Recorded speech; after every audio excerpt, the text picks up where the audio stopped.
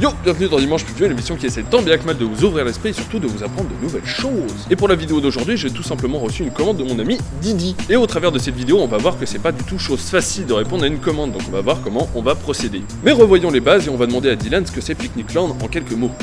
Bonjour tout le monde. On apprend tous les jours grâce à Grifo Quiz. Oh, mais qu'est-ce que vous lisez? Eh bien... Oh. Donc je suis avec Didi. Didi, bonjour, que faites-vous là? Dans ce parc, je suis en train de lire un merveilleux livre que J'adore ce que vous faites. C'est quand le prochain Factory avec la bœuf martienne et tout? Demain. Donc est-ce que tu peux me parler, tu peux expliquer aux gens en fait ce que c'est Picnicland?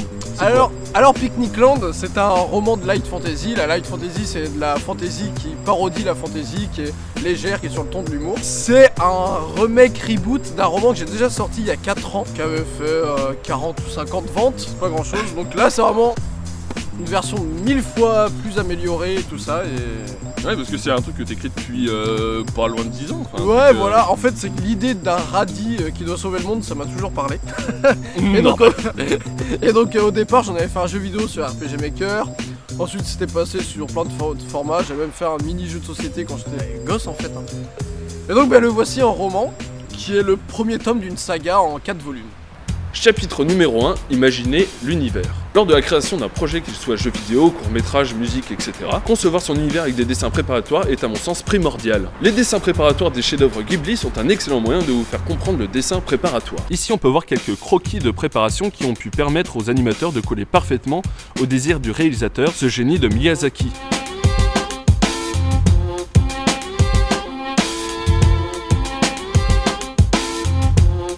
Cela peut même aller à faire des maquettes, notamment pour les décors.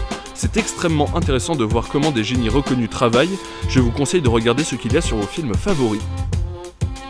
J'ai dû composer une charte graphique pour l'univers de Didi et je ne peux évidemment pas décider seul du design de cet univers. Alors le contexte, c'est qu'il y a une parcelle de terre inexplorée sur Terre, qui est invisible aux yeux des humains, et dans lequel il y a de la bouffe qui s'est fait foudroyer par la foudre. Les aliments ont pris vie.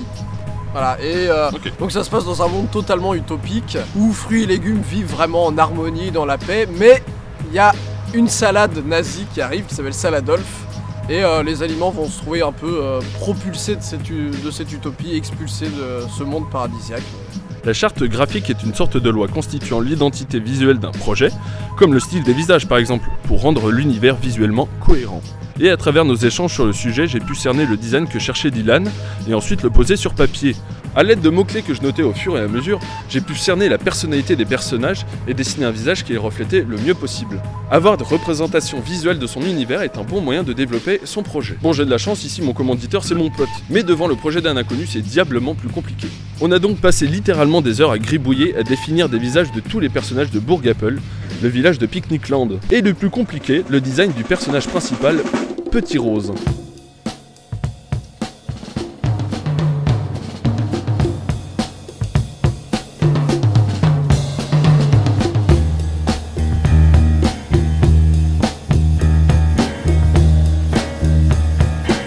Mais maintenant, passons à la commande, réaliser la couverture du roman. Alors au début, il s'agissait de refaire au propre une vieille illustration que je lui avais fait, ensuite d'un objet important de l'histoire et de 1000 autres propositions. Il a dû s'écouler au moins 1 à 2 mois pour savoir réellement ce qu'on voulait.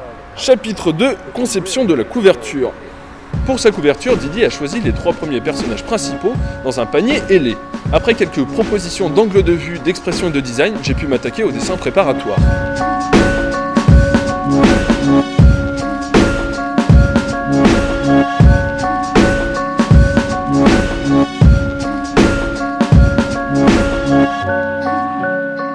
Le moment était venu d'attaquer la partie la plus importante, l'expression des personnages. C'est ce qui sera transmis au lecteur, donc trouver l'expression qui reflète au mieux la personnalité du personnage est indispensable.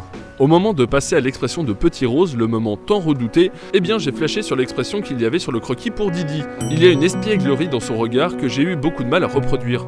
C'est la proposition la plus accrocheuse visuellement. En recopiant ce design parfait à travers une lumière, j'ai décortiqué ce qui m'avait fait kiffer. Les yeux doivent se retrouver entre une ligne à l'équateur du personnage et une autre ligne qui délimite son front. Sa bouche, elle, devait faire la même largeur que ses 2 yeux. J'ai donc pu me créer un quadrillage pour placer les yeux et la bouche.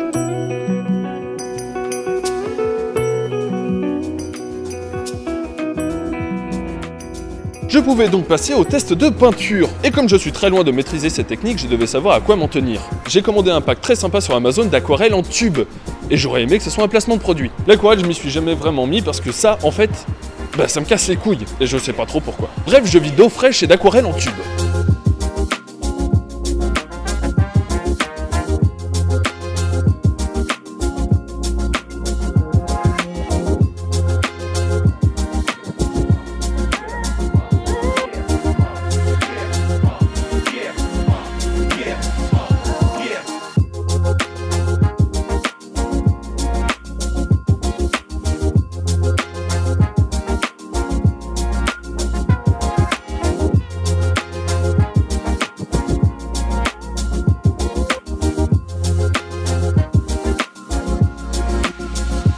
Après avoir sélectionné les couleurs du panier, j'ai dû me familiariser avec l'osier. Je vous jure, j'aurais jamais cru penser dire ça un jour.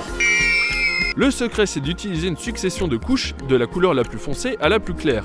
Marron foncé pour le fond, marron un peu plus clair, un peu d'orange, de jaune et de blanc. Et résultat est sans appel, j'appliquerai cette technique de colorisation sur tous les dessins. Et c'est au tour de s'entraîner sur le design des plumes. Je passe donc du jaune le plus clair au plus foncé. Et ça y est, je pense être prêt pour passer à l'illustration numéro 1. Et si j'ai dit illustration numéro 1, c'est parce qu'il y en a une deuxième de retenue. En fait, vu que c'est assez magique, on sait que la source de la vie des aliments et de la magie, c'était le panier dans lequel ils étaient lors de la préhistoire alimentaire, lors de l'origine. Et dans Picnic Land, ils sont gardés par un dieu qui s'appelle le poulet de lumière. Et donc je voulais une couverture qui rappelle un peu ça, donc on avait nos 3 protagonistes qui étaient dans le panier et le panier avait des ailes et je trouve que ça reflétait bien le côté un peu décalé et aventure du roman. Donc je vous la montre parce que je me suis dit qu'il y avait forcément des trucs à en apprendre et puis ça fait monter le suspense. Wouh!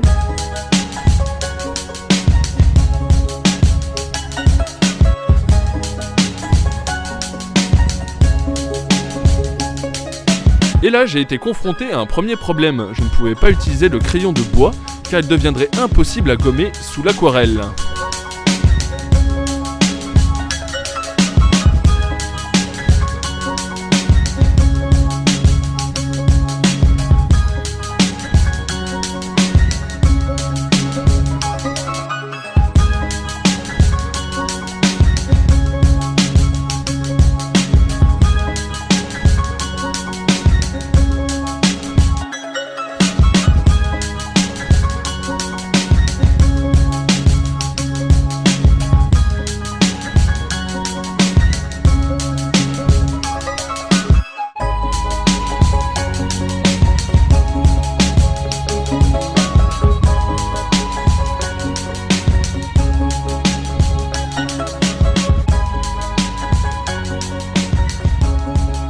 Donc jusque là tout s'est bien déroulé pour moi, j'étais même plutôt content du résultat.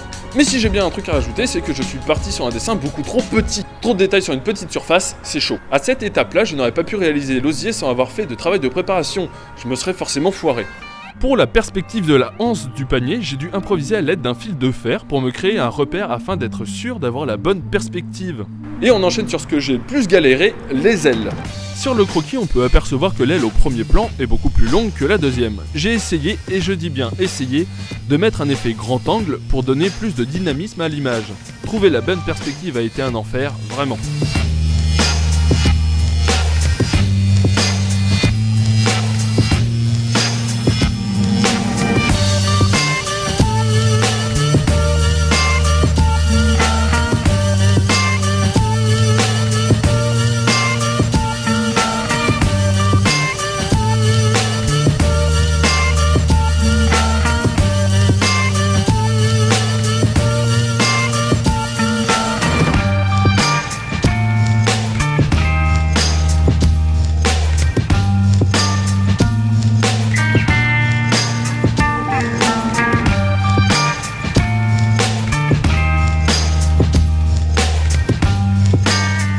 Et c'est là où je me suis rendu compte que j'ai foiré au niveau des ailes, c'est que j'ai juste pas fait de dessin de préparation en fait. Les plumes ne collent pas, la perspective est foirée, et le jaune n'est pas le bon à mon avis. C'est censé être des ailes majestueuses et dorées juste comme ça. Là on dirait plutôt des grandes bananes.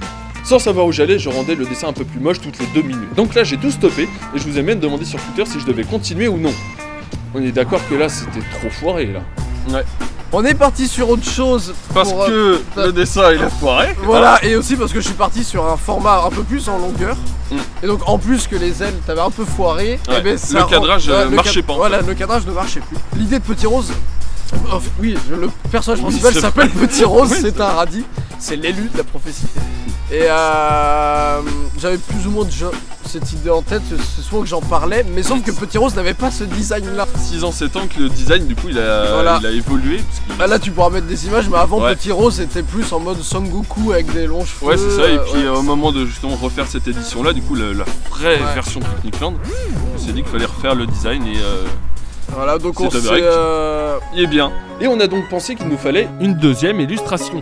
Après 13 propositions de posture, Didi a pu choisir ce qui lui tapait dans l'œil et je suis passé à la réalisation.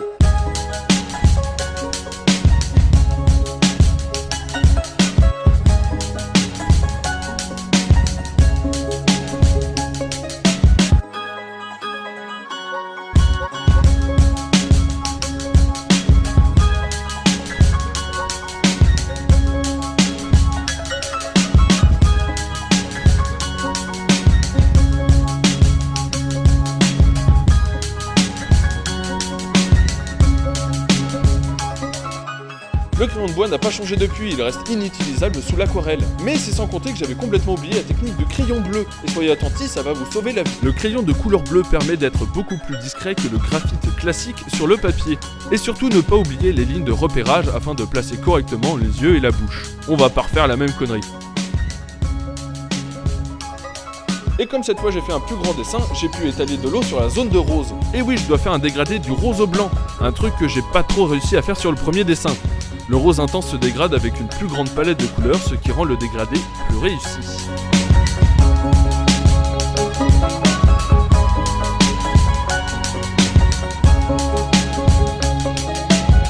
Avec le recul, j'ai bien fait de pas faire les détails des feuilles. Ça aurait surchargé le dessin et surtout défocalisé notre regard du héros.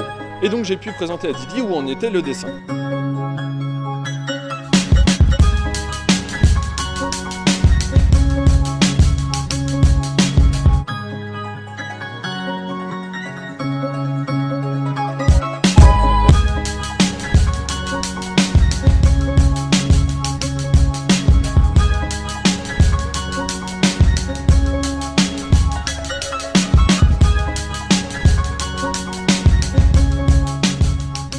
J'étais parti comme pour la première illustration à ne pas faire de contour à mes personnages parce que ça fait plus pro.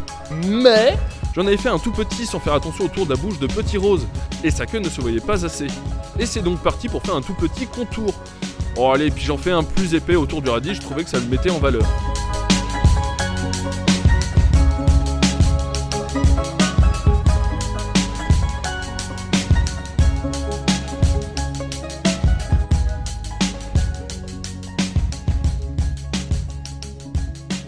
Il est mignon, il a pas du tout toujours été comme ça, il est plus en longueur. On va faire une couverture sobre et élégante. Et en fait c'est quand tu avais fait la peinture sur le panier qui était sur fond blanc que je me suis dit mais en fait ça rend trop bien fond blanc, extrêmement sobre. Mais moi je trouve que c'est ça qui rend le mieux finalement. Yo, maintenant que le dessin est terminé, il faut l'envoyer. Le dessin est placé au sol à une lumière où il n'y a pas d'ombre dessus. Par exemple là, celle-là ne va pas sur le dessin. Il y en aurait une ombre là ici, ça m'aurait fait du souci. J'ai placé l'appareil photo le plus perpendiculaire possible au dessin. Alors je zoome avec ce petit bouton et pas le zoom de la caméra, attention. Et je vais chercher la netteté la plus forte. Et je vais pouvoir mettre le déclencheur à 2 secondes pour éviter de faire bouger l'appareil photo lors de la prise de la photo, ce qui me contrarierait beaucoup. Et ben voilà. On va dire que ça fait vraiment 6 mois que je suis sur cette nouvelle édition, donc ça veut dire que tout le squelette, toute l'intrigue et tout était déjà écrit. Beaucoup de choses ont changé. Ouais. Alors, donc c'est un 300 pages, donc en format 11 x 21. Police 10, donc voilà, je trouve que ça rend plutôt bien moi. Il est à 11,99. Et donc le prix de fabrication est à 7,70 et pour qu'il soit disponible en librairie, il fallait que j'ai plus de 30% de marge. Donc normalement, vu qu'il est à ce prix-là, tous les libraires peuvent le commander si vous le demandez en fait. Ils vont sur le site sur The Book Edition où vous pouvez tous l'acheter direct sur internet. Ok, voilà. Je mettrai le lien du coup dans la description. Et les libraires peuvent y aller, il y a des offres pour eux pour qu'ils commandent plusieurs bouquins d'un coup. Ok, cool. Tout ça. Donc, je voulais dire un autre truc, mais je sais plus ce que c'était. Salut tout le monde. Moi j'ai envie de dire aussi que c'est un bouquin qui est aussi fait pour ceux qui n'aiment pas forcément lire. En fait, les premiers chapitres sont extrêmement courts, c'est du 2-3 pages, il n'y a pas beaucoup de descriptions, tout est assez brut, c'est pas détaillé, c'est très... comme l'histoire, ça va être très humour lourd au début, on est tous mignons, gaga et tout, et progressivement au cœur de l'intrigue, quand nos personnages vont commencer à évoluer et qu'ils vont faire face aux doutes, à la souffrance, aux batailles et tout, l'écriture évolue en même temps en fait, ce qui fait qu'à la fin du roman, les derniers chapitres n'ont rien à voir avec le style d'écriture des tout premiers, parce que progressivement l'écriture évolue. En fait, le narrateur constamment joue avec cette histoire de quatrième mur et tout, et l'acte 1 est le plus mignon, plus tranquille, et le dernier acte c'est la grosse guerre avec la des roues. Voilà, il y a un chapitre qui fait 16 pages, alors que dans le premier acte, jamais j'aurais fait ça. Puis à la fin, on peut retrouver un bestiaire, c'est ça? Ouais, ce que j'appelle un Kiwipédia, avec plein d'informations sur le monde de Picnic Land, les villes, les légendes. Mais le tome 2, moi j'ai déjà écrit le premier acte. Après c'est sûr que si ça a du succès et que financièrement ça marche, moi je peux passer plus de temps pour écrire le tome 2 et donc sortira plus rapidement. Eh ben, c'était un plaisir. Merci, au revoir. Moi j'y vais. Allez, bisous. Laissez-moi lire ce superbe bouquin. Ok, et maintenant c'est le moment de la conclusion que je n'ai pas écrit. Oui. J'en ai beaucoup appris et ça a été un plaisir de réaliser ces dessins-là. Et franchement, je vous recommande l'aquarelle en tube, c'est quelque chose qui est facile à manier et on se fait très vite plaisir. Et surtout, les couleurs sont éclatantes. J'ai peut-être passé beaucoup de temps de recherche sur la première illustration, mais sans ça, je n'aurais pas pu faire la deuxième. C'est peut-être quelque chose qui a l'air très chiant à faire, mais qui vaut vraiment le coup. Sur ce, je vous remercie d'avoir regardé la vidéo en entier, n'hésitez pas à vous abonner et à partager la vidéo. Vous pouvez me retrouver sur Twitter, mes dessins se retrouvent sur la page Facebook Noir Goupil et mon Instagram Sissi the Dog. Sur ce, bisous.